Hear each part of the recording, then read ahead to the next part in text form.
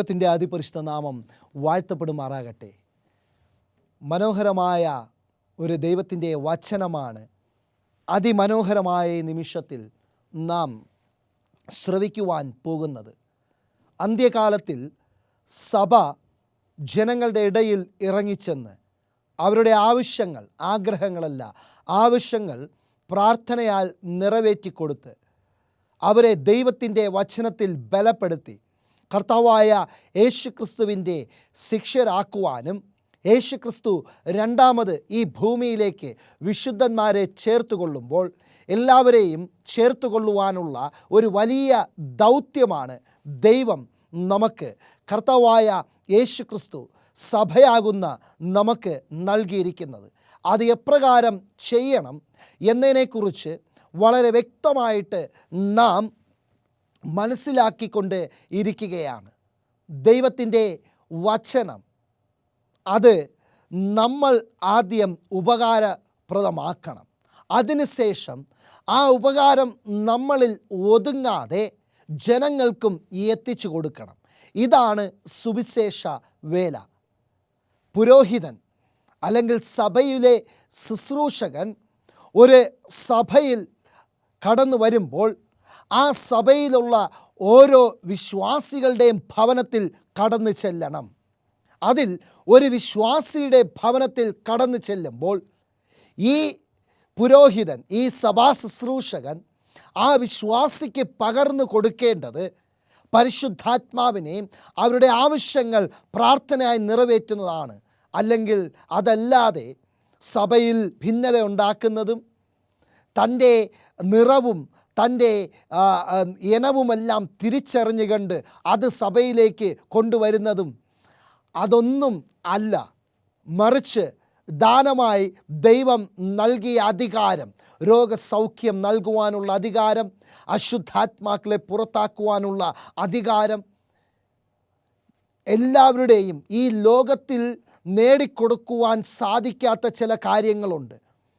നിനക്ക് ചികിത്സ എവിടെ നിന്ന് ലഭിക്കും? പക്ഷേ ചില സമയം എത്ര തന്നെ ചികിത്സ നടത്തിയാലും, എത്ര തന്നെ ധനം ചികിത്സയ്ക്ക് വേണ്ടി നിങ്ങൾ ചെലവഴിച്ചാലും ലഭിക്കാത്ത രോഗസൗഖ്യം പ്രാർത്ഥനയാൽ നേടിക്കൊടുക്കുവാനുള്ള ഒരു അധികാരം ഇന്ന് എല്ലാവർക്കും നൽകിയിട്ടുണ്ട്. ആ സഭാ ശുശ്രൂഷകന് ലഭിക്കുമ്പോൾ ആ അധികാരം പ്രാർത്ഥനയാൽ നേടിക്കൊണ്ട് ഒരു എത്തിക്കുമ്പോൾ ആ ഭവനത്തിലുള്ളവർ ആ അധികാരം അവരും പ്രാർത്ഥനയാൽ നേടിക്കൊണ്ട് അടുത്ത ഭവനത്തിലെത്തണം. ഇങ്ങനെയാണ് സുവിശേഷം സകല ജാതികളിലും എത്തിക്കേണ്ടത്. അപ്പോൾ സുവിശേഷം എത്തിക്കുക എന്ന് പറയുന്നത് അതൊരു വലിയ ദൗത്യമാണ്. അത് ലളിതകരമാക്കുവാൻ കർത്താവായ യേശുക്രിസ്തു നമുക്ക് വാഗ്ദത്തം നൽകിയിരിക്കുന്നു.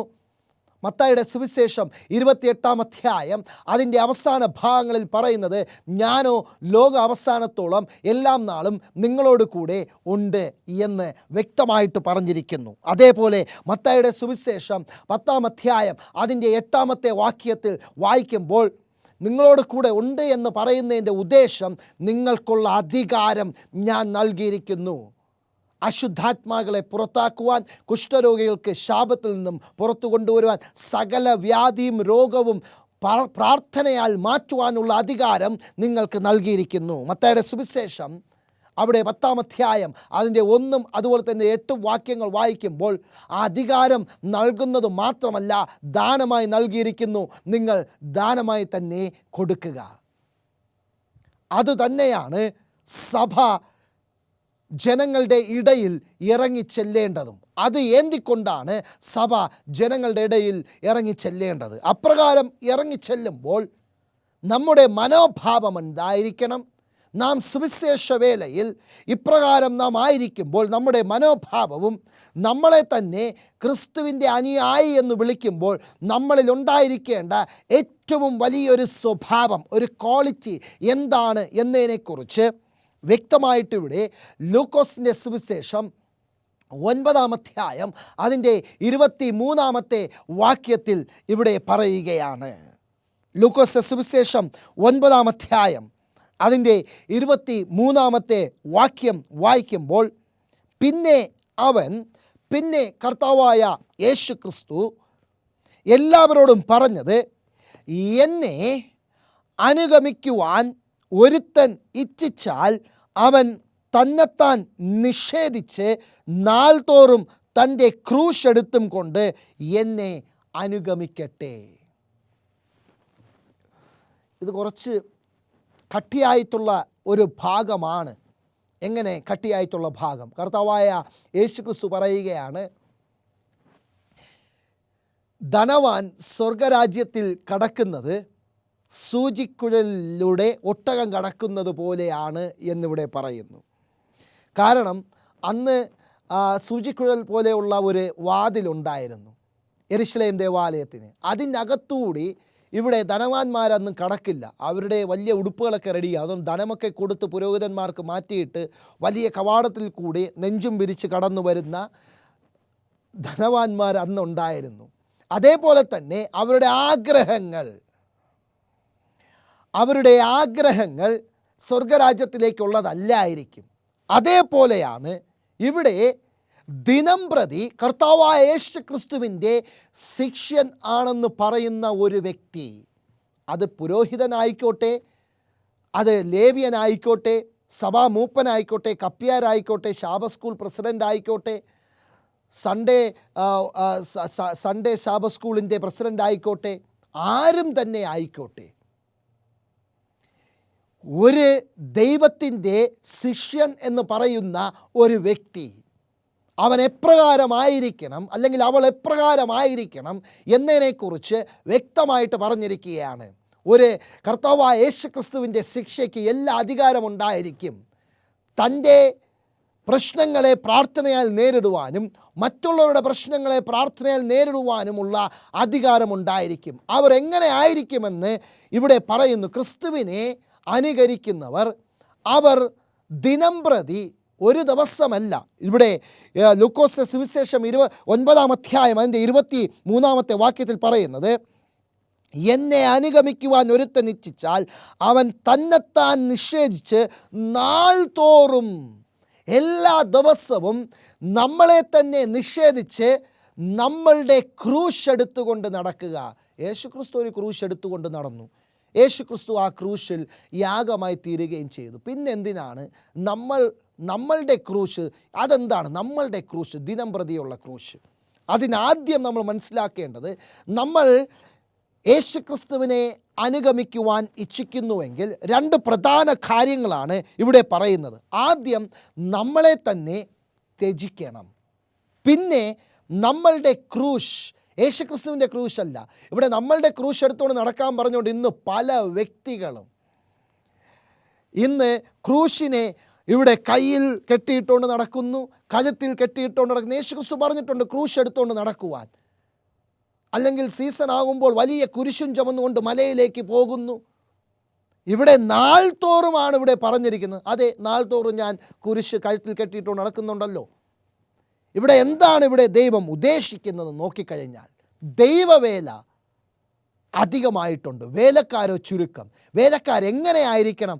ക്രിസ്തുവിൽ നിന്നും അധികാരം നേടിയവരായിരിക്കണം. അവർ ഒരു ഭവനത്തിൽ കയറി ചെല്ലുമ്പോൾ അവിടെ രോഗസൗഖ്യം വന്നിരിക്കണം, അവിടുത്തെ കുടുംബത്തിലെ പ്രശ്നങ്ങൾ മാറിയിരിക്കണം, അവരുടെ ആവശ്യങ്ങൾ നിറവേറ്റിയിരിക്കണം. അങ്ങനെ ആയിരിക്കണം ഒരു ദൈവത്തിൻ്റെ ജോലിക്കാർ. അതുമാത്രമല്ല, ഇതെല്ലാം പ്രാർത്ഥനയാൽ നേടിക്കൊടുത്തിട്ട് അവസാനം, ഇതെല്ലാം ഈ ഭൂമിയിലുള്ള കാര്യമാണ്, അവസാനം സ്വർഗരാജ്യത്തിലേക്ക് പോകുവാനുള്ള സത്യവചനവും പറഞ്ഞു കൊടുക്കണം.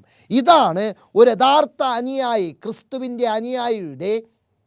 ക്രിസ്തുവിൻ്റെ അനുയായിയുടെ ദൗത്യം. അങ്ങനെ അനുഗമിക്കുവാൻ ആഗ്രഹിക്കുന്നവർ ആദ്യം ചെയ്യേണ്ടത് തന്നെത്താൻ ത്യജിക്കണം എന്നിവിടെ പറയുന്നു. ഇവിടെ എന്താണ് തന്നെത്താൻ ത്യജിച്ചുകൊണ്ട് ക്രൂശ് എടുക്കുക എന്ന് പറയുന്നതിൻ്റെ ഉദ്ദേശം എന്താണ് എന്നതിനെക്കുറിച്ച് നമുക്ക് നോക്കാം. നമുക്ക് അതിനെക്കുറിച്ച് എന്താണ് എന്നതിനെക്കുറിച്ച് നമുക്ക് നോക്കാം. നമുക്ക് വായിക്കാം എബ്രായർക്കെഴുതിയ ലേഖനം 11-ാം അധ്യായം അതിൻ്റെ 17-ാമത്തെ വാക്യം. എബ്രായർക്കെഴുതിയ ലേഖനം 11-ാം അധ്യായം അതിൻ്റെ 17-ാമത്തെ വാക്യം. വിശ്വാസത്താൽ അബ്രഹാം താൻ പരീക്ഷിക്കപ്പെട്ടപ്പോൾ ഇസ്ഹാക്കിനെ യാഗം അർപ്പിച്ചു. അബ്രഹാം പിതാവ് വിശ്വാസത്താൽ തൻ്റെ പുത്രനെ ആറ്റുനോറ്റ് ഇരുന്ന് ജനിച്ച തൻ്റെ പുത്രനെ യാഗമർപ്പിച്ചു എന്നിവിടെ പറയുന്നു. ഇവിടെ വിശ്വാസത്താൽ യാഗമർപ്പിച്ചു കഴിഞ്ഞു.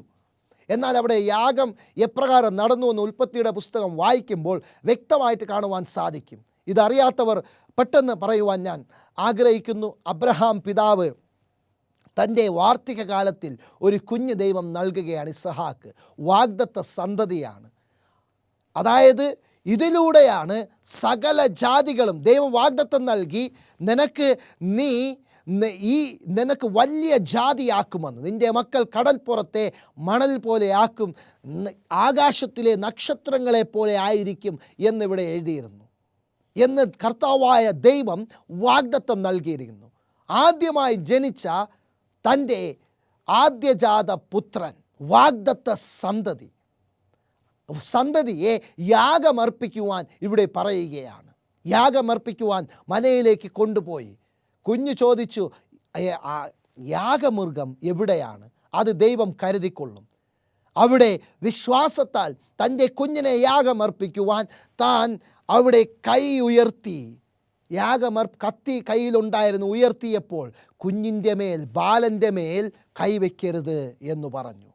അടുത്തൊരു കുഞ്ഞാടിനെ അവിടെ കാണിച്ചു കൊടുത്തു. അതിനെ യാഗമർപ്പിക്കുകയും ചെയ്തു. ഇതിൽ നിന്നും കർത്താവായ യേശു ക്രിസ്തുവിനെ തന്നെത്താൻ ത്യജിച്ചുകൊണ്ട് തൻ്റെ ക്രൂശ് എടുത്ത് അനുഗമിക്കുവാനുള്ള എല്ലാവിധമായിട്ടുള്ള അന്തസ്സത്ത് അടങ്ങിയിരിക്കുന്നു. എപ്രകാരം എന്ന് പറഞ്ഞു കഴിഞ്ഞാൽ, ഇവിടെ താൻ അബ്രഹാം പിതാവിനോട് കർത്താവായ ദൈവം നിനക്ക് ലഭിച്ച വാഗ്ദത്ത സന്തതിയായ ഇസഹാക്കിനെ, ഈ കുഞ്ഞിനെ യാഗമർപ്പിക്കുവാൻ പറഞ്ഞപ്പോൾ അവിടെ തന്നെത്താൻ ത്യജിച്ചു. എപ്രകാരം നോക്കിക്കഴിഞ്ഞാൽ, ഈ കുഞ്ഞിലൂടെയാണ് എനിക്ക് സന്തതി വരുവാൻ പോകുന്നത്. ഈ കുഞ്ഞിലൂടെയാണ് എനിക്ക് ശാപം, എനിക്ക് കുഞ്ഞ് ജനിക്കില്ല, വാഗ്ദത്ത സന്തതി ഇല്ല എന്ന ശാപം മാറിയത് ഈ കുഞ്ഞിലൂടെയാണ്. അന്ന് ആൺകുഞ്ഞ് ജനിക്കുക, ഒരു സന്തതിയെ ലഭിക്കുക എന്ന് പറയുന്നത് വലിയ അനുഗ്രഹമാണ്. അത് വലിയൊരു പദവിയാണ്. ഈ കുഞ്ഞിനെ യാഗമർപ്പിക്കുവാൻ പോയി കഴിഞ്ഞാൽ എങ്ങനെയായിരിക്കും? എൻ്റെ പദവി നഷ്ടപ്പെടും, എൻ്റെ ബഹുമാനം നഷ്ടപ്പെടും. ഇതൊക്കെയാണല്ലോ എന്നെ പിടിച്ചു നിർത്തുന്നത് എന്ന് ഇവിടെ അബ്രഹാം പിതാവ് അവിടെ ചിന്തിച്ചില്ല. എനിക്കിതെല്ലാം നൽകിയത് ദൈവമാണ്. ആ ദൈവത്തിനറിയാം എന്ത് ചെയ്യണമെന്ന്. ആ ദൈവം യാഗമൃഗത്തെ കണ്ടിരിക്കും. ഞാൻ വിശ്വാസത്താൽ എൻ്റെ ജാതനെ, എൻ്റെ വാഗ്ദത്ത സന്തതിയെ ഞാനിതാ യാഗമർപ്പിക്കുവാൻ കൊണ്ടുപോകുന്നു. തന്നെത്താൻ ത്യജിച്ചുകൊണ്ട് തൻ്റെ പദവിയെയും തൻ്റെ സ്നേഹത്തെയും തൻ്റെ കുഞ്ഞിൻ്റെ മേലുള്ള സ്നേഹത്തെയും മറ്റെല്ലാം ത്യജിച്ചുകൊണ്ട് താൻ തൻ്റെ മകനെ യാഗമർപ്പിക്കുവാൻ വിശ്വാസത്താൽ കൊണ്ടുപോകുന്നു. ഇന്ന് എത്ര പേർക്ക് അങ്ങനെയുള്ള വിശ്വാസം ഉണ്ട്? ഇന്ന് സഭയിലെ ഉന്നത പദവിയിലിരിക്കുന്ന ഞാൻ ഇറങ്ങിച്ചെന്ന് ഒരു വ്യക്തിക്ക് വേണ്ടി പ്രാർത്ഥിക്കുവാൻ പോയാൽ എൻ്റെ അവസ്ഥ എവിടെയാണ്? അതിനാണ് ഞാൻ പാസ്റ്റർമാരെ ആക്കിയിരിക്കുന്നത്. ഞാൻ ഇവിടെ ഇരുന്നു കൊണ്ട് ഞാൻ അങ്ങ് എവിടെയെങ്കിലും അങ്ങ് ഫ്ലൈറ്റിലും മറ്റ് രീതിയിലും ഞാൻ യാത്ര ചെയ്യാം.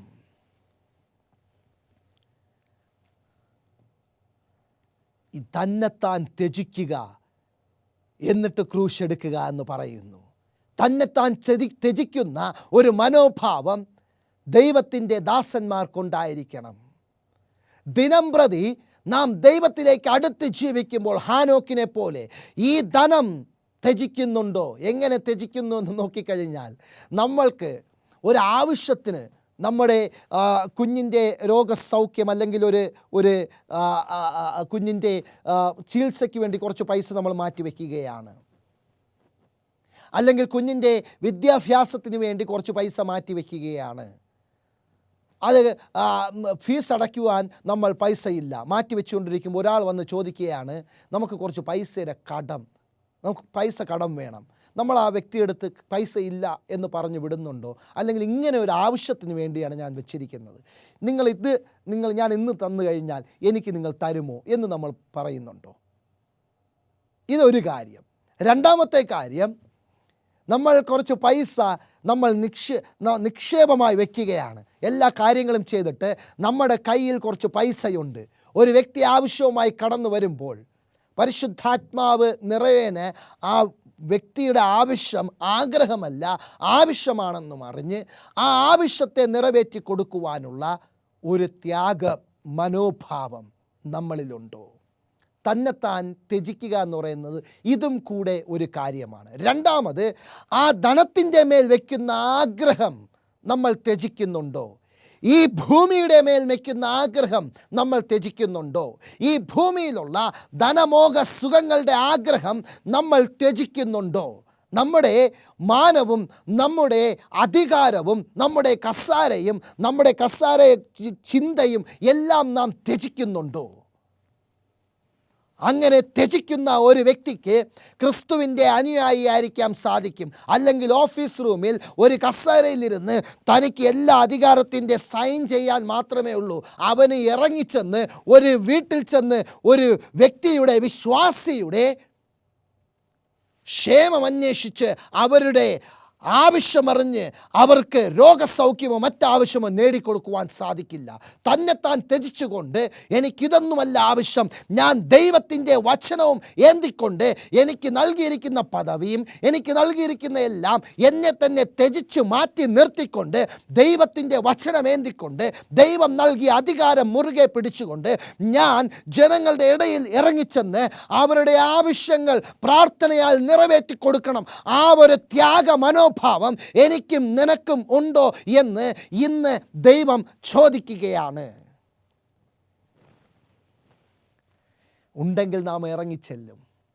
അബ്രഹാം വിശ്വാസത്താൽ ഇറങ്ങിച്ചെന്നതുപോലെ നാമും വിശ്വാസത്താൽ, അല്ലാതെ എത്ര ട്രാവൽ കിട്ടും, എത്ര ഇൻസെൻറ്റീവ് കിട്ടും എന്നൊന്നും നോക്കാതെ, ഞാൻ ഒരു വ്യക്തി എൻ്റെ മുൻപിൽ പ്രാർത്ഥനയ്ക്ക് നിൽക്കുന്നുണ്ടെങ്കിൽ, ആ വ്യക്തി ആവശ്യപ്പെട്ടിട്ടുണ്ടെങ്കിൽ, നാം അറിഞ്ഞിട്ടുണ്ടെങ്കിൽ, ആ വ്യക്തിയുടെ അടുത്ത് ചെന്ന് ഞാൻ പ്രാർത്ഥിക്കും എന്ന വിശ്വാസത്തോടുകൂടെ പോയി കഴിഞ്ഞാൽ നിനക്കുള്ള യാത്രാ സൗകര്യം, നിനക്കുള്ള ആഹാരം, നിൻ്റെ കുടുംബത്തിലെ കാര്യങ്ങൾ ദൈവം നിറവേറ്റിത്തരും. ദൈവം നിറവേറ്റിത്തരും. വട്ടപ്പാറ എന്ന് പറയുന്ന പ്രദേശത്ത് അവിടെ ദൈവത്തെ രുചിച്ചറിയുക എന്ന് പറയുന്നത് ഒരു തരത്തിൽ പ്രാർത്ഥനയാൽ രുചിച്ചറിയുവാൻ ശ്രമിച്ചുകൊണ്ടിരുന്ന സമയമായിരുന്നു. ആ സമയത്ത് അവിടെ ശുശ്രൂഷ ചെയ്തുകൊണ്ടിരുന്ന സമയത്ത് ദൈവത്തെ രുചിച്ചറിയുവാൻ വേണ്ടി പ്രാർത്ഥനയാൽ ഒരു കാര്യം ചെയ്യുവാൻ ദൈവം പ്രേരിപ്പിച്ചു. അവിടെ വട്ടപ്പാറ സഭയിൽ, ആ സഭയിലെ ടൈൽസിന് വേണ്ടി കുറച്ച് പൈസ, ടൈൽസിന് വേണ്ടി കുറച്ച് പൈസ, ടൈൽസ് ഇടാൻ വേണ്ടി കുറച്ച് പൈസ സെക്ഷനിൽ നിന്ന് ലഭിച്ചു. ആ പൈസ കയ്യിലിരിക്കുകയാണ്. പിറ്റേ ദിവസം ആശുപത്രിയിൽ പോകണം, കയ്യിൽ പൈസയില്ല. അപ്പോൾ ഈ പൈസ അടുത്ത ആഴ്ച എത്തിച്ചാൽ മതി. ഈ പൈസ ഇങ്ങനെ കയ്യിൽ വെച്ചുകൊണ്ട് ഇരിക്കുകയാണ്. അപ്പോൾ അവിടുത്തെ സഭാമൂപ്പനെ വിളിച്ചു പറഞ്ഞു. സഭാമൂപ്പൻ പറഞ്ഞു, അടുത്ത ആഴ്ച വരുമ്പോൾ സഭയിലേക്ക് വന്നാൽ മതിയെന്ന് പറഞ്ഞു. എനിക്ക് പിറ്റേ ദിവസം ആശുപത്രിയിൽ പോകണം, അതിൻ്റെ കാര്യങ്ങളുണ്ട്. അപ്പോൾ ഞാൻ ചിന്തിച്ചു, ഈ പൈസ ആദ്യം കൊണ്ടെത്തിക്കാം, എത്ര രാത്രിയായിരുന്നാലും. എത്തിച്ചതിന് ശേഷം ദൈവം നോക്കിക്കൊള്ളും എന്ന് പറഞ്ഞു. അങ്ങനെ രാത്രി വണ്ടി ഓടിച്ച്, സ്കൂട്ടർ ഓടിച്ച് ആ പൈസ അവരെ കയ്യിലെത്തിച്ചു. തിരിച്ച് ഭവനത്തിൽ വന്ന് കതവ് തുറന്നപ്പോൾ എൻവലപ്പിനകത്ത് കുറച്ച് പൈസയുമായിട്ട് ഒരു എൻവലപ്പ് കതവിൻ്റെ അകത്ത് കിടന്നു. ആര് തന്നു, ആരിട്ടു എന്നെനിക്കറിയില്ല. പിറ്റേ ദിവസം ആശുപത്രിയിൽ പോകേണ്ടതും വഴിച്ചെലവിനും ആഹാരത്തിനുമുള്ള എല്ലാം അതിലുണ്ടായിരുന്നു. ഇത് ദൈവത്തെ രുചിച്ചറിഞ്ഞ ഒരു പാപിയുടെ സാക്ഷ്യമാണ് ഞാനിപ്പോൾ പറഞ്ഞത്. ദൈവം വഴി നടത്തും. തന്നെത്താൻ അവിടെ ത്യജിക്കുക, തൻ്റെ ക്രൂശ് എടുക്കുക എന്ന് പറയുന്നത്, ഇവിടെ അബ്രഹാം ക്രൂശ് എടുത്തു. തനിക്കുള്ള ആ പരീക്ഷണമാകുന്ന ക്രൂശ്, തനിക്കുള്ള ത്യാഗമാകുന്ന ആ ക്രൂശ്, തനിക്കുള്ള വേദനയാകുന്ന ആ ക്രൂശ്, നമുക്ക് വേണ്ടി പാപവും നമുക്ക് വേണ്ടി ത്യാഗവുമാകുന്ന ക്രൂശ് എടുത്ത് കർത്താവായ യേശു ക്രിസ്തു ക്രൂശിൽ ആയതുപോലെ നാമും ദിനംപ്രതി ആ ദൈവത്തിൻ്റെ വേല ചെയ്യുവാൻ വേണ്ടി നാമും ത്യാഗമാകുന്ന ക്രൂശെടുത്ത് നാം അവിടെ ആ ക്രൂശെടുത്ത് നടന്നു കഴിഞ്ഞാൽ നാളെ ഒരിക്കൽ കർത്താവായ യേശു ക്രിസ്തുവിന് വേണ്ടി ത്യാഗം ചെയ്ത് ജീവിച്ച ഒരു വ്യക്തിയുടെ പട്ടികയിൽ നാമും ചേരുവാൻ സാധിക്കും. ആമേൻ. ഇവിടെ പറയുന്നത് ക്രൂശെടുക്കുക, നമ്മളെ തന്നെ ലോകത്തിൽ നിന്നും ത്യജിക്കുക, നമ്മുടെ ലോകമോഹ സ്വഭാവത്തിൽ നിന്നും ത്യജിച്ച് ഓരോ ദിവസവും നമുക്ക് വരുന്ന പരീക്ഷണങ്ങൾ, ശോധനകൾ, രോഗമായിക്കോട്ടെ, ഏത് ശോധനയായിക്കോട്ടെ, അത് പ്രാർത്ഥനയാൽ നമ്മൾ എടുത്തു കഴിഞ്ഞാൽ നാളൊരിക്കൽ നമുക്ക് സാക്ഷ്യം പറയുവാൻ സാധിക്കും. അവിടെ നോക്ക്, ആ വ്യക്തിക്ക് രോഗം വന്നെങ്കിലും പ്രാർത്ഥനയാൽ ദിനംപ്രതി ആ വ്യക്തിയുടെ ഭവനത്തിൽ പ്രാർത്ഥനയുണ്ട്.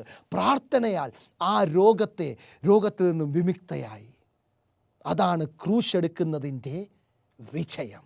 യേശു ക്രിസ്തു ക്രൂശെടുത്ത് ഇന്ന് വിജയശ്രീ ലാളിതനായി പിതാവിൻ്റെ വലതുഭാഗത്ത് നിൽക്കുകയാണെങ്കിൽ നിന്നെ തന്നെ ത്യജിച്ച് നീ ക്രൂശെടുത്തു കഴിഞ്ഞാൽ നീയും വിജയശ്രീ ലാളിതനായി ഒരിക്കൽ ഞാനിരിക്കുന്ന സ്ഥലത്ത് നിന്നെയും വന്ന് ചേർത്തുകൊള്ളും. ആ ഒരു വലിയ ദൗത്യമാണ് കർത്താവായ യേശു ക്രിസ്തു ഇന്ന് നമുക്ക് ഭാരമേൽപ്പിച്ചിരിക്കുന്നത്. നമ്മളെ തന്നെ ത്യജിച്ച് ക്രൂശെടുക്കുന്നുണ്ടോ? എന്നെ കേൾക്കുന്ന ദൈവത്തിൻ്റെ ജനമേ, കർത്താവായ യേശു ക്രിസ്തുവിനെ അനുഗമിക്കുവാൻ ഇച്ഛിക്കുന്നുവെങ്കിൽ നാം നമ്മളെ തന്നെ ആദ്യം ത്യജിക്കുക. ലോകത്തിൽ നിന്നും നാം ക്രിസ്തുവിലേക്ക് ചേർന്ന് ജീവിക്കുക. നമ്മളിൽ ലോകത്തിൻ്റെ പല ചിന്തകളുണ്ട്, പല ആഗ്രഹങ്ങളുണ്ട്, പലവിധമായിട്ടുള്ള നമ്മുടെ ആവശ്യങ്ങളുണ്ട്. അതെല്ലാം ത്യജിച്ചുകൊണ്ട് ക്രിസ്തുവിലേക്ക് സമർപ്പിക്കുക നമ്മുടെ ആവശ്യങ്ങളും ആഗ്രഹങ്ങളും എല്ലാം. അപ്രകാരം സമർപ്പിച്ചുകൊണ്ട് ദിനംപ്രതി വരുന്ന നമ്മുടെ ശോധനയാകുന്ന ക്രൂശിനെ പ്രാർത്ഥനയാൽ, ഉപവാസത്താലും പ്രാർത്ഥനയാലും അല്ലാതെ ഈ ജാതി മാറത്തില്ല. അതുപോലെ ഉപവാസത്താലും പ്രാർത്ഥനയാലും ആ ക്രൂശ് എടുത്തുകൊണ്ട് നമ്മൾ പോകുകയാണെങ്കിൽ ദൈവകൽപ്പനയും യേശുവിലുള്ള വിശ്വാസവും കാത്തു സൂക്ഷിക്കുന്ന വിശുദ്ധന്മാരുടെ സഹിഷ്ണുതയുള്ള ഒരു വിശുദ്ധനായി എണ്ണുവാനും കർത്താവായ യേശു ക്രിസ്തു അവസാനം വരുമ്പോൾ നല്ലതും വിശ്വസ്തനുമായ ദാസനെ എന്ന വിളി കേൾക്കുവാൻ സാധിക്കും. ലോകത്തിൽ അനേക വ്യക്തികൾ നമ്മളെ കൊണ്ട് ആവശ്യമുണ്ട്. അനേക രോഗികൾ രോഗസൗഖ്യത്തിന് വേണ്ടി കിടക്കുകയാണ്. അനേക കുടുംബങ്ങൾ അവർക്ക് അവരുടെ കുടുംബ പ്രശ്നം മാറുവാൻ വേണ്ടി അവർ കരഞ്ഞുകൊണ്ടിരിക്കുകയാണ്. അനേക യൗവനക്കാർ അവരുടെ ദുശ്ശീലങ്ങളിൽ നിന്ന് മാറുവാൻ കരഞ്ഞുകൊണ്ടിരിക്കുന്നു. അവർക്ക് നമ്മളെ കൊണ്ട് ആവശ്യമുണ്ട്. ആ ജനങ്ങളുടെ ഇടയിൽ ഇറങ്ങിച്ചെല്ലുന്ന ഒരു സഭയാകുവാൻ നമ്മളെ തന്നെ ത്യജിച്ച് തന്നെത്താൻ ക്രൂശെടുത്തു കഴിഞ്ഞാൽ വിജയം നിശ്ചയം, സ്വർഗം നിശ്ചയം. അപ്രകാരമാകുവാൻ ദൈവം എന്നെയും നിങ്ങളെയും സഹായിക്കട്ടെ എന്ന പ്രാർത്ഥനയോടുകൂടി ഞാൻ എൻ്റെ വാക്കുകളെ ചുരുക്കുകയാണ്. നമുക്ക് പ്രാർത്ഥിക്കാം. സ്വർഗീയ നല്ല പിതാവേ ദൈവമേ, അങ്ങടിയങ്ങളെ ബലപ്പെടുത്തിക്കൊണ്ടിരിക്കുന്നതിനാൽ സ്തോത്രം ചെയ്യുന്നു. ദൈവമേ, നമ്മളെ തന്നെ ത്യജിച്ച് നമ്മളുടെ ക്രൂശെടുത്ത് പിതാവേ നാം സ്വർഗത്തിന് വേണ്ടി ആദായപ്പെടുത്തുവാനും അനേക വ്യക്തികളെ ആദായപ്പെടുത്തുവാൻ അങ്ങ് സഹായിക്കണമേ. എല്ലാം യേശു ക്രിസ്തുവിൻ നാമത്തിൽ തന്നെ. ആമേൻ.